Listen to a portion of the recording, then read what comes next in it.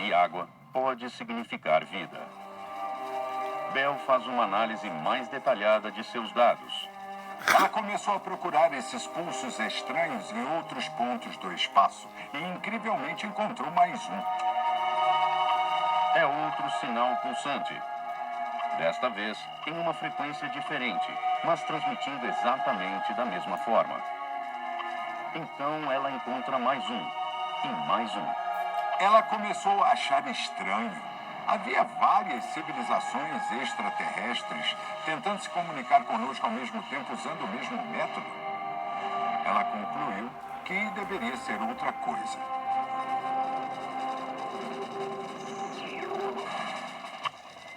O pulso misterioso não vem de homenzinhos verdes, mas de algo igualmente incrível. O sinal LGM1 de Jocelyn Bell vem de um novo fenômeno cosmológico. Em fevereiro de 1968, Bell e Hewish publicam a descoberta de um corpo celestial superdenso e altamente magnetizado.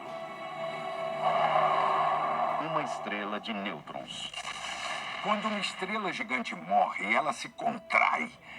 E essa contração forma uma estrela de nêutrons tão densa que um pedaço do tamanho de um torrão de açúcar pesaria mais do que 10.000 porta-aviões. E ela gira muito rápido, e como possui um campo magnético forte, ela envia feixes de ondas de rádio e também de luz espaço afora. Ela dispara jatos muito fortes, e só em duas direções. Quando a estrela gira, o sinal pode ser detectado se estiver apontado para nós. É que nem um farol.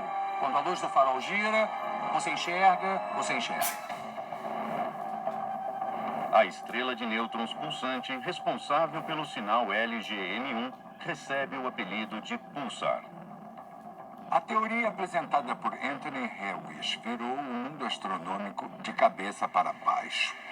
E ele acabou ganhando o prêmio Nobel por uma das maiores descobertas já feitas. A descoberta torna-se a base para um novo mapa do cosmos. Porque as pulsares são mais do que apenas um tipo novo de estrela. Elas são marcos para a navegação galáctica. Nós começamos a mapear o universo e já descobrimos mais de 1.000 pulsares. Toda espécie inteligente deve conhecer as pulsares mais próximas, então podemos colocá-las nas sondas como referências em um mapa. As equipes da NASA responsáveis pelas missões Voyager e Pioneer incluem mapas das pulsares mais próximas ao nosso planeta. Se criaturas inteligentes interceptarem as sondas, elas saberão onde encontrar a Terra. Só resta descobrir se foi uma boa ideia anunciar a nossa localização. A seguir, a tripulação da Estação Espacial Internacional descobre que perdeu a carona para casa. Por quanto tempo um ser humano consegue viver no espaço e voltar com saúde? Ou eles iam perder a vida? A tragédia da Colômbia deixa uma nação de luto. O ônibus espacial Columbia se desintegrou na reentrada, matando todos os 7 astronautas a bordo. Agora, a tripulação da Estação Espacial Internacional enfrenta uma crise que ninguém podia prever. A NASA tinha um problema. Toda a frota de ônibus espaciais estava proibida de voar. A 430 quilômetros de altura, sem ter como voltar para casa. É uma ideia assustadora.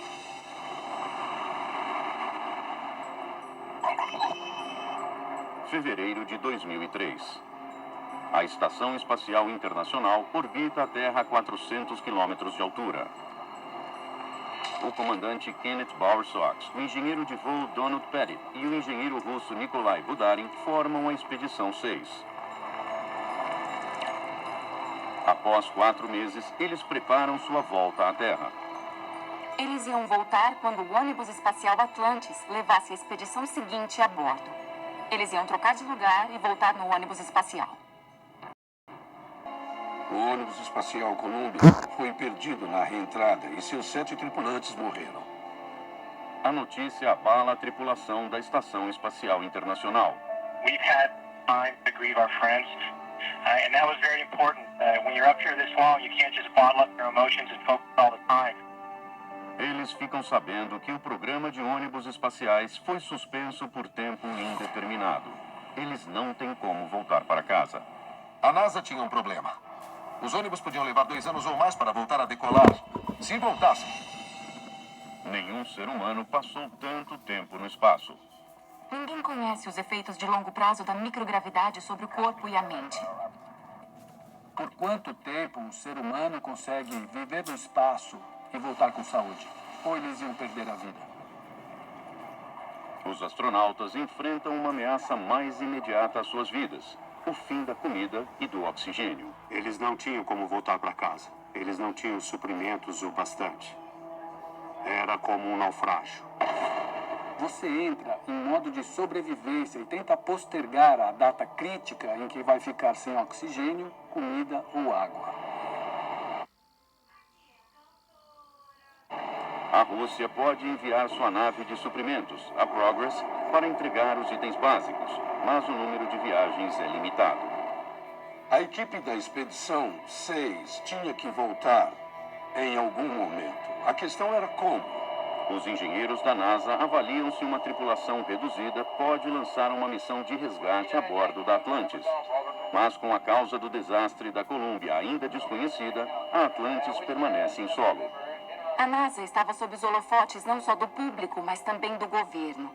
Era o segundo desastre fatal com um ônibus espacial e o programa inteiro podia ser cancelado. Em meio a tudo isso, a NASA não podia perder mais vidas. Podia haver uma solução para o problema da NASA já a bordo da estação espacial. Um bote salva-vidas. A nave espacial Soyuz TMA-1. Mas usar a cápsula russa TMA-1 é uma ideia arriscada. A espaçonave russa Soyuz é considerada um veículo bem rudimentar. Foi usada pela primeira vez nos anos 60. É pequena, é apertada, é basicamente uma cápsula acolchoada presa a um paraquedas. Os astronautas sabiam que a TMA-1 era a primeira de uma nova geração da espaçonave. Ela tinha até um novo sistema de navegação experimental que nenhum dos homens já tinha operado. A equipe da Expedição 6 encara uma extensão de 3 meses à sua missão, enquanto os engenheiros tentam bolar outra forma de trazê-los para casa. Logo, a tripulação ficará sem comida e ar respirável. Não há um plano B. O Bower Sox, o Petit e o Budari se apertaram na Soyuz para a viagem de volta. Os astronautas da NASA nunca tinham usado uma Soyuz. Eles deviam estar bem nervosos. E tinham bons motivos para se preocupar. A Soyuz com a Expedição 6 está deixando a estação. Após 3 horas de uma descida perfeita, Temos um problema. a nave russa apresenta problemas. Quando a nave iniciou a reentrada na atmosfera terrestre, surgiram chamas na janela. Então aconteceu o impensável e a cápsula começou a girar. Acendeu a luz de que eles estavam em queda balística na atmosfera.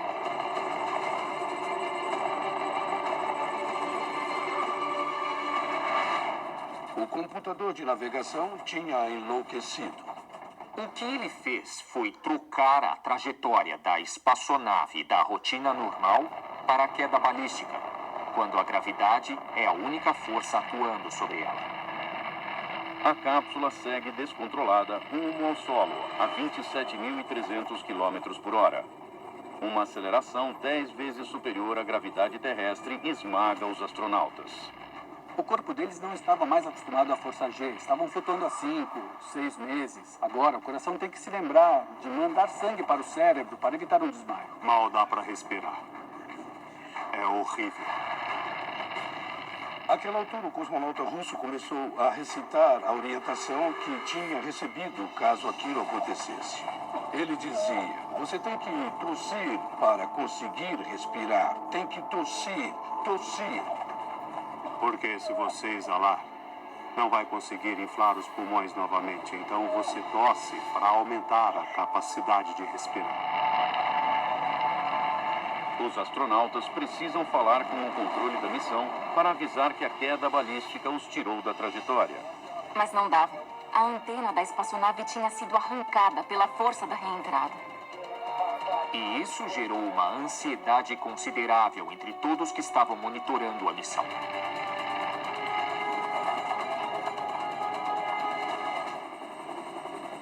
A cápsula pousa em algum lugar dos 1.300 quilômetros da remota área de aterrissagem no Cazaquistão. Os russos lançam uma enorme operação de resgate. Eles encontram a cápsula Soyuz a 500 quilômetros do Alda. Era tarde demais? Os astronautas tinham sido incinerados na atmosfera? A porta da espaçonave se abriu e a tripulação estava viva lá dentro. A NASA tinha conseguido trazer os seus homens de volta. Os astronautas americanos da Expedição 6 são os primeiros a aterrissar em uma cápsula russa Soyuz.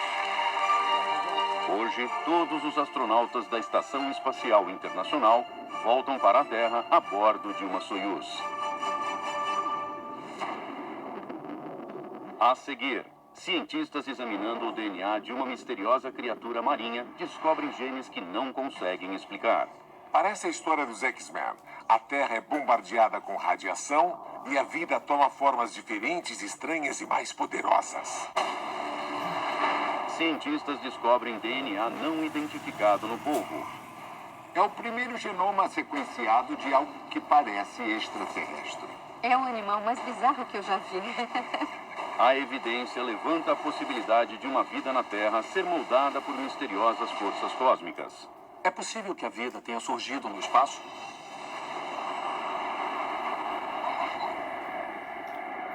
Existem monstros entre nós.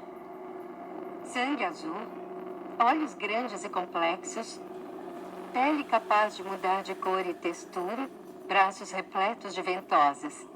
Ele pode estar se mexendo bem na sua frente e em um segundo ele desaparece.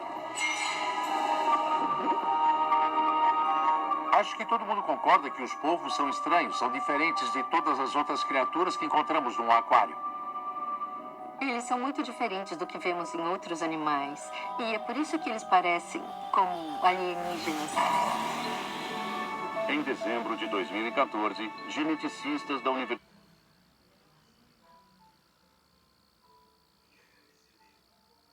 de Chicago iniciam uma investigação para revelar os segredos por trás das habilidades incomparáveis do polvo.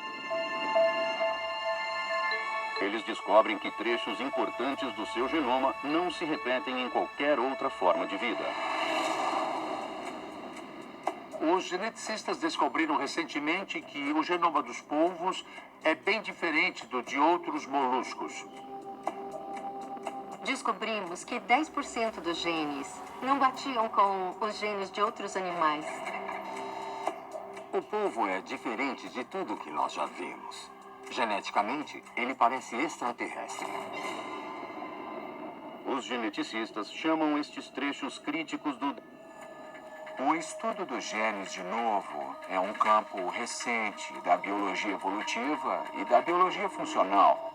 E é uma ciência de vanguarda. Alguns cientistas desenvolveram a teoria polêmica de que este material genético sem explicação teria surgido no espaço.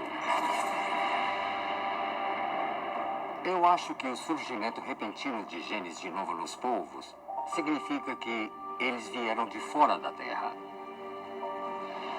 Eu acredito que quase todos os desdobramentos novos na história da vida na Terra têm ligação com o espaço. Quando surge um novo traço numa espécie, ele precisa vir de fora do sistema. Os cientistas sugerem que estes genes misteriosos podem ter evoluído dentro de micróbios alienígenas. Eles pegaram carona, através do espaço, nos milhares de asteroides que atravessam nosso sistema solar. Alguns caíram no nosso planeta. Em agosto de 2011, os cientistas da NASA descobrem evidência que pode sustentar a teoria polêmica.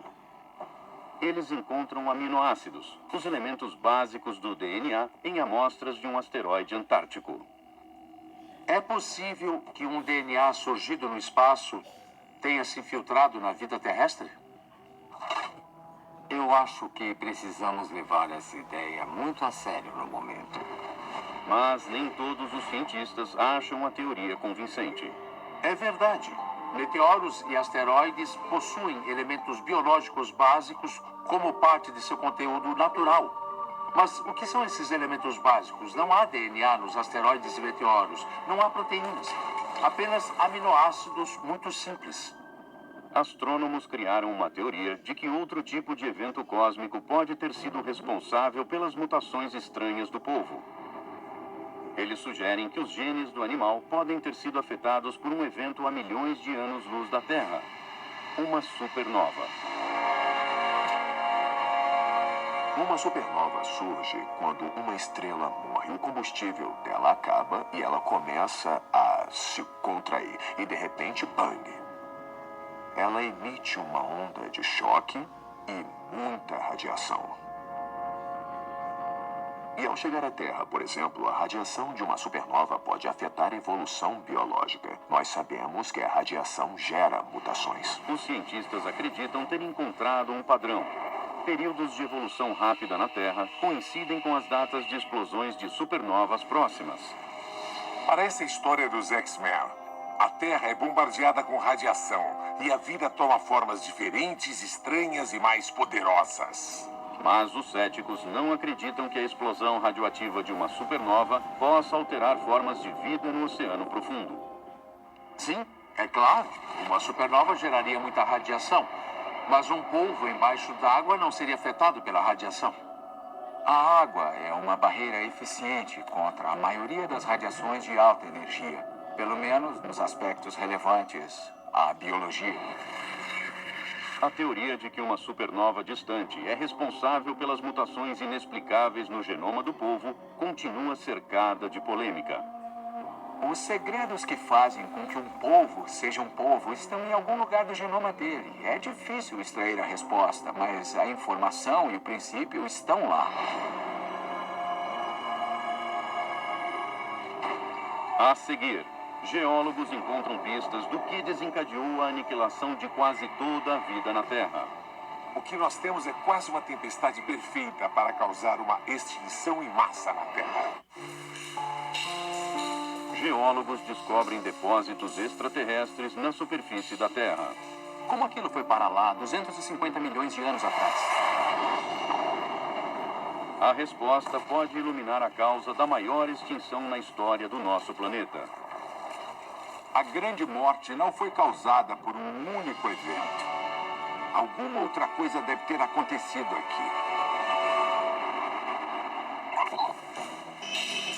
2001, sul da China. Geólogos fazem uma descoberta alarmante. Depósitos sulfurosos bizarros, que deviam estar a 16 quilômetros de profundidade, encontram-se fundidos às rochas superficiais. Os cientistas desenvolvem uma teoria. Uma força extraterrestre pode ser a responsável. Isso indica fortemente o envolvimento de um asteroide. Se um objeto muito grande destruísse parte da superfície terrestre, ele poderia escavar substâncias de camadas muito profundas do planeta. Um impacto tão forte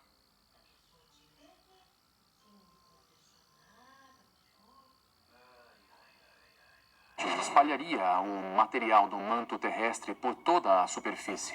Material que poderíamos encontrar hoje.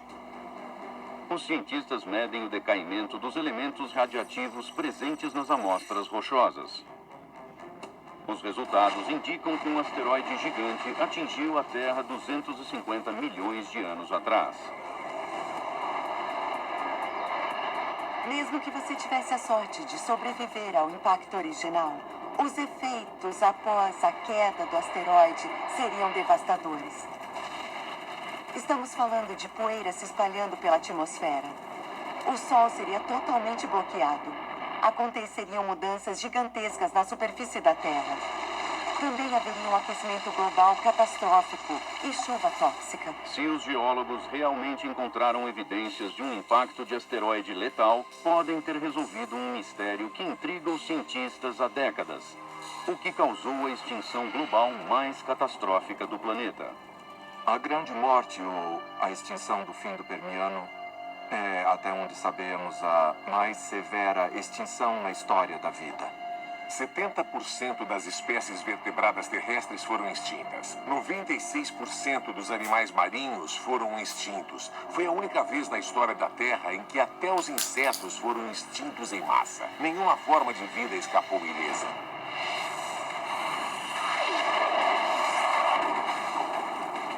A evidência a favor de um impacto de asteroide pode estar em moléculas especiais chamadas buckyballs. Buckyballs são moléculas formadas por átomos de carbono. Normalmente, elas têm um formato de esfera. O mais legal das buckyballs é que elas formam um compartimento. Então são quase cápsulas do tempo que podem indicar as condições em que se formaram. Em 2002, geólogos da NASA procuraram elementos extraterrestres presos em buckyballs encontradas em rochas do Permiano. O que eles estavam procurando era uma mistura especial de argônio e hélio, que é muito rara na Terra, porém muito comum em asteroides. Eles examinam buckyballs incrustadas em rochas do Permiano em 2 continentes. O interessante naquelas moléculas buckyballs é que elas tinham hélio e argônio em seu interior. E como aquelas buckyballs extraterrestres foram parar nos sedimentos da fronteira entre o Permiano e o Triássico, elas devem ter vindo do espaço e devem ter vindo de um impacto de asteroide. Mas nem todos estão convencidos de que um enorme objeto extraterrestre se chocou com a Terra há 250 milhões de anos. Muitos cientistas não concordam em primeiro lugar. Não há vestígios de uma cratera gigante. É possível que essa cratera nunca seja encontrada. Pode ser que a cratera tenha sido varrida da face da Terra. Uma nova causa possível para a Grande Morte surge na Sibéria, que já foi um lugar bem diferente da imensidão gelada que conhecemos hoje. Há 250 milhões de anos, a área apresentava uma atividade vulcânica inédita. No fim do Permiano, ocorreu a maior erupção geológica de lava dos últimos 500 milhões de anos. A quantidade liberada cobriria hoje todo o território continental dos Estados Unidos. Dióxido de carbono sendo cuspido na atmosfera, nuvens de cinzas cobrindo todo o planeta, bloqueando o Sol, sufocando a vida na superfície. Teria sido um inferno. Mas é pouco provável que as erupções sozinhas tenham desencadeado alterações climáticas globais. Os vulcões da Sibéria, na época, não teriam liberado CO2 ou metano suficiente para explicar o que aconteceu com a atmosfera, nem de longe. Então, de onde será que vieram os gases extras? Em 2014, o geofísico financiado pela NASA, Daniel Hotman, afirma que uma forma de vida incomum pode ter sido responsável por poluir a atmosfera com o metano assassino. Um colega meu fez uma pesquisa na pós-graduação sugerindo que um tipo específico de micróbio produtor de metano pode ter surgido há menos de 450 milhões de anos. Estes micróbios metabolizam níquel e aquelas erupções vulcânicas na Sibéria teriam fornecido exatamente o níquel de que eles precisavam. Para Hotman, as enormes quantidades de níquel expelidas pelos vulcões da Sibéria causaram uma explosão populacional do micróbio. Quanto mais níquel nós fornecemos, mais ele fica feliz e mais metano ele produz a partir de um substrato orgânico. O que nós temos é quase uma tempestade perfeita para causar uma extinção em massa na Terra. Mas, para alguns cientistas, ainda é cedo demais para afirmar com certeza que 90% da vida na Terra foi extinta por um micróbio. Apesar de toda a evidência, ainda não temos a prova definitiva. Os cientistas da NASA ainda não provaram que o micróbio foi definitivamente a causa da Grande Morte. Enquanto o culpado permanecer em mistério, nós cientistas não podemos ter certeza de que ele não atacará de novo. Versão brasileira, Vox Mundi.